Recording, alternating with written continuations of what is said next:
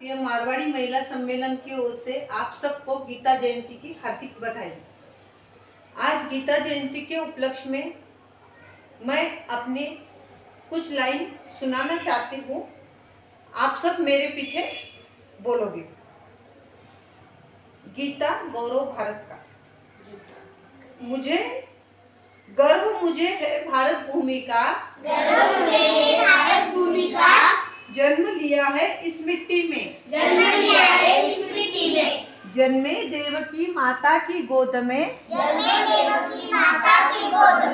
श्री विष्णु स्वयं श्री कृष्ण रूप में, छोड़ आया देवकी वसुदेव को, धन्य किया यशोदानंद बाबा को। जब कर्म करने की आई बारी, बन गया सारथी रथ का बनवारी। धर्म कर्म करने कृष्ण निकल पड़ा, रथ कौरव पांडव बीच किया खड़ा, आगे महारथी रण में अपने ही, पर अधर्म के बने सब सारथी है। करो न कोई चिंता भय शोक,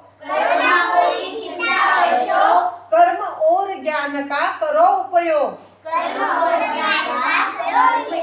धर्म कर्म की सीमित परिभाषा,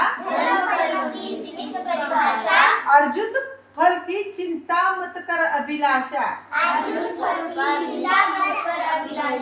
चिंता न कर फल प्राप्ति की,